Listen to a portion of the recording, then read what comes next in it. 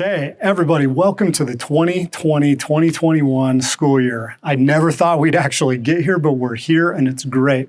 We're really excited to get started with our Jet Talks, and this is going to be the first one. So the first thing that I want to make sure everybody knows and remembers is our school's dispositions. We have 6 dispositions that we picked up here at Cedar Valley. Those dispositions are clarity, energy, necessity, productivity, influence, and courage.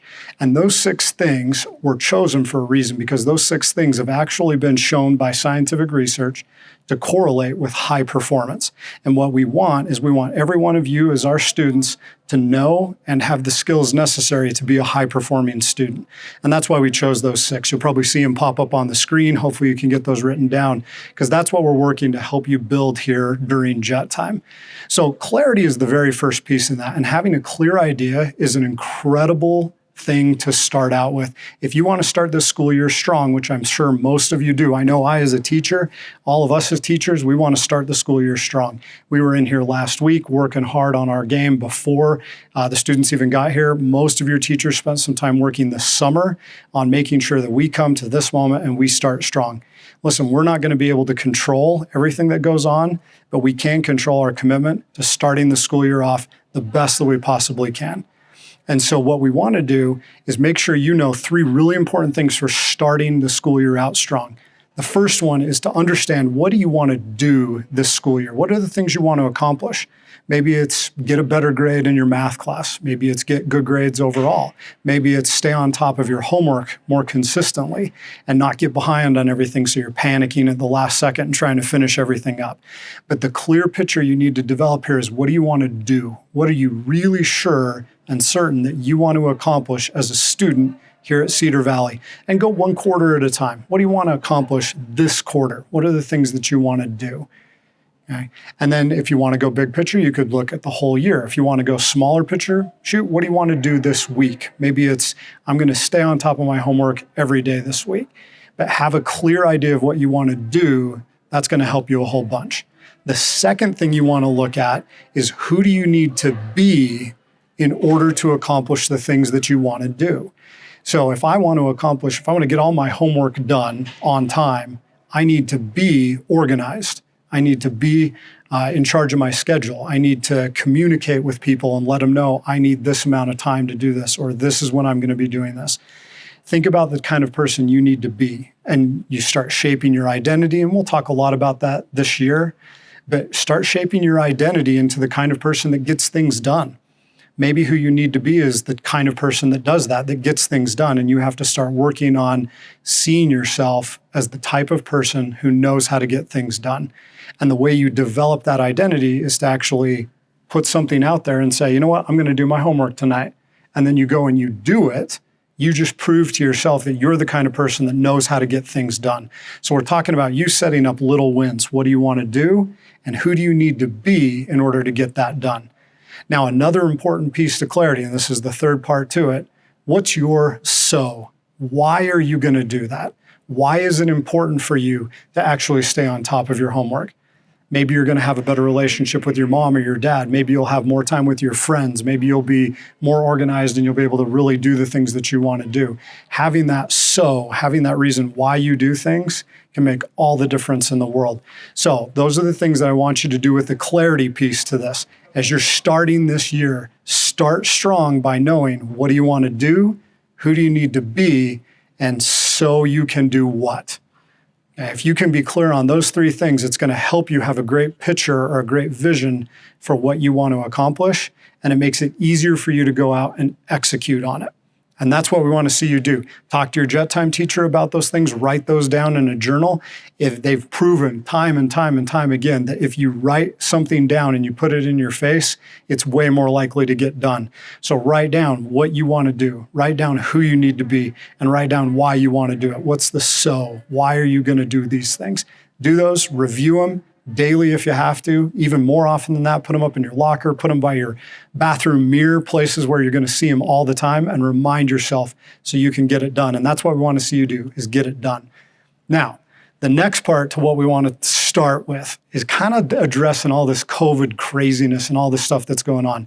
Listen, It's a weird time to be alive. I've been around for 45 years now, and I can't remember this much craziness going on in one single year. And it's real easy when things start going haywire to start worrying about the things that you can't control. There are so many things I can't control. I can't control, who the president is. I can't control that there's a virus running around. I can't control that there's a pandemic. I can't control whether or not school got canceled back in March. I can't control if they cancel school now. There's so many things that are going to be out of our control as we go through this. And focusing on the controllables is going to be a really important thing for us. And I want to start by showing you an equation that you can remember that's going to help you understand why it's so important for you to focus on the controllables. So the first part of our equation, I call this the power equation. It's like Einstein's got E equals mc squared. This is what I like to use. This is from a guy named Jack Canfield from a long time ago, but it's a super powerful equation that helps you understand how to gain feelings of control in your life. So the first thing is E. The first part is E, and E stands for events.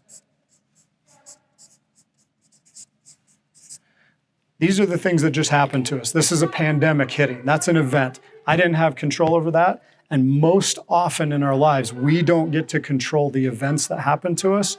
We just have this stuff that happens to us. Maybe your parents got a divorce. Maybe your friend doesn't want to be your friend anymore. Maybe you were in a relationship and the person you were in a relationship with broke up with you and you never got a reason why. Those are events. And most often the events that happen to us are totally out of our control. I can't control if the ball bounced off the rim at the end of the game and didn't go in and we lost. I can't control if the referee made a bad call in a game and cost us some points that ended up costing us the game. Events, largely out of our control. The next part to the equation is the R, and this is the response.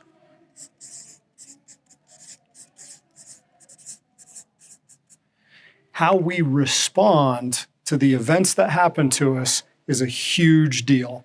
And there's a lot of different parts of that response. We could spend a long time breaking that down even further, but just understand that the response is your attitude, your effort, how you treat other people, whether or not you're grateful for things that happen to you. That's all part of your response. The stories that we tell ourselves about things that happen to us are extremely important. But that's all stuff that tends to be more in our control. So when we start looking at this equation, the events, out of our control. The response, very much within our control.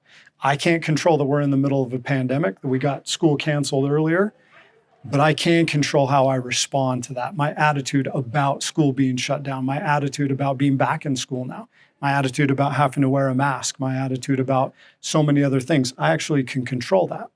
And so what that gives us is an opportunity to look at the outcome and now I can use my response together with the event to create an outcome that works better for me, that's a more positive, more beneficial outcome. And so there's a ton of power in this equation. You're going to have a lot of stuff that's going to happen to you this year. I don't know what it's going to be like. Some of it's going to be great. Some of it's not going to be great. That's just part of life. We all have years like that where good things, bad things happen to us. Sometimes it's more bad. Sometimes it's more good. But that's part of being alive.